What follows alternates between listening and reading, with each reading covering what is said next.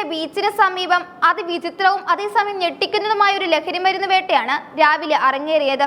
കഞ്ചാവ് വിൽപ്പനയ്ക്കായി തയ്യാറെടുക്കുന്നതിനിടയിൽ അപ്രതീക്ഷിതമായി സംഭവിച്ച ഒരു അബദ്ധമാണ് ലഹരിക്കടത്തുകാരനെ പോലീസിന്റെ വലയിലാക്കിയത്. കോഴിക്കോട് ബീച്ചിൽ പുലർച്ചെ കഞ്ചാവ് ഉണക്കാനിടുകയും അതിന് കാവലായി ഇരിക്കുന്നതിനിടയിൽ സുഖമായി ഉറങ്ങിപ്പോവുകയും ചെയ്ത യുവാവാണ് പോലീസിന്റെ പിടിയിലായത്. വെള്ളയിൽ സ്വദേശിയായ മുഹമ്മദ് റാഫിയാണ് ഈ കേസിൽ അറസ്റ്റിലായിരിക്കുന്നത്. ലഹരിവിരുദ്ധ പോരാട്ടങ്ങൾ ശക്തമായി തുടരുന്നതിനിടയിൽ ഇത്രയും അശ്രദ്ധമായും പരസ്യമായും ലഹരിമരുന്ന് കൈകാര്യം ചെയ്ത രീതി കണ്ട് നാട്ടുകാരും പോലീസും ഒരുപോലെ അമ്പരന്നിരിക്കുകയാണ്.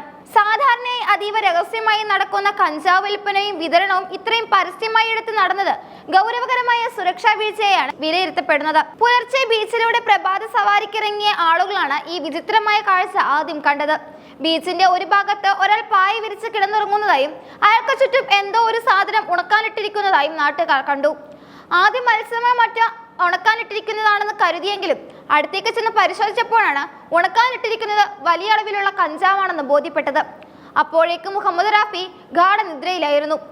നാട്ടുകാർ ഉടൻ തന്നെ വെള്ളിയിൽ പോലീസിനെ വിവരം അറിയിക്കുകയും പോലീസ് സംഘം സ്ഥലത്തെത്തി ഇയാളെ കസ്റ്റഡിയിൽ എടുക്കുകയുമായിരുന്നു. ഏകദേശം 370 ഗ്രാം കഞ്ചാവാണ് ഇയാളുടെ പക്കൽ നിന്നും പോലീസ് പിടിച്ചെടുത്തത്. ഉണക്കാനിട്ടിരിക്കുന്ന കഞ്ചാവിനോടൊപ്പം തന്നെ ഇത് തൂക്കി വിൽക്കാൻ ഉപയോഗിക്കുന്ന ചെറിയ ത്രാസും പാക്ക് ചെയ്യാനുള്ള കവറുകളും ഇയാളുടെ പക്കൽ നിന്നും കണ്ടെത്തിയിട്ടുണ്ട്. മുഹമ്മദ് റാഫി ഒരു സ്ഥിരം കുറ്റവാളിയാണെന്നും മുൻപും ഇയാൾക്ക് കഞ്ചാവ് കടത്തിയ കേസുകളിൽ ഉൾപ്പെട്ടിട്ടുണ്ടെന്നും പോലീസ് നടത്തിയ പ്രാഥമിക അന്വേഷണത്തിൽ വ്യക്തമായി. കർണാടകയിലെ വിവിധ ഭാഗങ്ങളിൽ നിന്നും കുറഞ്ഞ വിലയ്ക്ക് കഞ്ചാവ് എത്തിച്ച് കോഴിക്കോട് നഗരത്തിലെ ആവശ്യക്കാർക്ക് ഉയർന്ന വിലയ്ക്ക് വിൽക്കുന്ന സംഘത്തിലെ പ്രധാനിയാണ് ഇയാളെന്നും സൂചനയുണ്ട്. ഇതര സംസ്ഥാനങ്ങളിൽ നിന്നും ട്രെയിൻ മാർഗമാണ് ഇയാൾ ലഹരിമരുന്ന് എത്തിച്ചിരിക്കുന്നത്. കർണാടകയിൽ നിന്നും കൊണ്ടുവരുന്ന കഞ്ചാവ് ഈർപ്പമുള്ളതിനാൽ അത് ഉണക്കിയാൽ മാത്രമേ ആവശ്യക്കാർക്ക് ഗുണനിലവാരമുള്ള രീതിയിൽ നൽകാൻ സാധിക്കൂ. ഇതിനായി സുരക്ഷിതമായ ഇടം തേടിയാണ് ഇയാൾ പുലർച്ചെ ബീച്ചിലെത്തിയത്. പുലർച്ചെ സമയത്ത് ബീച്ചിൽ തിരക്ക് കുറവായിരിക്കുമെന്നും ആരും ശ്രദ്ധിക്കില്ലെന്നുമുള്ള വിശ്വാസത്തിലാണ് ഇയാൾ കഞ്ചാവ് പരത്തിയിട്ടത്.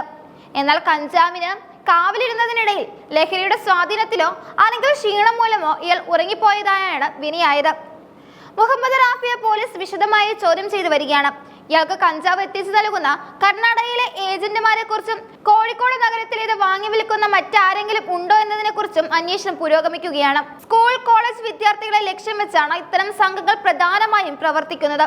കോഴിക്കോട് ബീച്ച് പരിസരത്ത് രാത്രികാലങ്ങളിൽ ലഹരി വിൽപ്പന സജീവമാണെന്ന പരാതികൾ നേരത്തെയും ഉയർന്നിരുന്നു.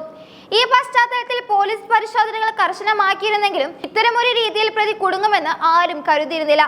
പിടിച്ചെടുത്ത കഞ്ചാവിന്റെ അളവ് കുറവാണെങ്കിലും ഇതിന് പിന്നിൽ വലിയൊരു ശൃംഖല തന്നെ പ്രവർത്തിക്കുന്നുണ്ടെന്നാണ് പോലീസിന്റെ പ്രാഥമിക നിഗമനം. പ്രതിയെ കോടതിയിൽ ഹാജരാക്കി റിമാൻഡ് ചെയ്യാനുള്ള നടപടികൾ പൂർത്തിയാക്കി വരികയാണ്. കോഴിക്കോട് നഗരത്തിൽ വർദ്ധിച്ചു വരുന്ന ലഹരിമരുന്ന് ഉപയോഗം തടയുന്നതിനായി city police operation P hunt പോലുള്ള കർശന നടപടികൾ സ്വീകരിച്ചു വരികയാണ്. എന്നിട്ടും ജനവാസ കേന്ദ്രങ്ങളിലും വിനോദസഞ്ചാര കേന്ദ്രങ്ങളിലും ഇത്തരത്തിൽ ലഹരിമരുന്ന് എത്തുന്നത് ആശങ്കാജനകമാണ്. നാട്ടുകാരുടെ ജാഗ്രത ഒന്നുകൊണ്ട് മാത്രമാണ് ഈ പ്രതിയെ പിടികൂടാൻ സാധിച്ചത്. ബീച്ച് പോലുള്ള പൊതുസ്ഥലങ്ങളിൽ രാത്രികാലങ്ങളിൽ പോലീസിന്റെ പെട്രോളിംഗ് കൂടുതൽ ശക്തമാക്കണമെന്നും നാട്ടുകാർ ആവശ്യപ്പെടുന്നു. പ്രതി മുഹമ്മദ് റാഫിക്ക് ലഹരി വിൽക്കുന്ന സംഘങ്ങളുമായി വലിയ ബന്ധമുണ്ടെന്നും ഇയാളുടെ ഫോൺ രേഖകൾ പരിശോധിച്ചാൽ കൂടുതൽ വിവരങ്ങൾ ലഭിക്കുമെന്നും അന്വേഷണ ഉദ്യോഗസ്ഥർ അറിയിച്ചു. ലഹരി മരുന്നിനെതിരെയുള്ള പോരാട്ടത്തിൽ ജനപങ്കാളിത്തം എത്രത്തോളം പ്രധാനമാണെന്ന് തെളിയിക്കുന്നതാണ് ഈ സംഭവം.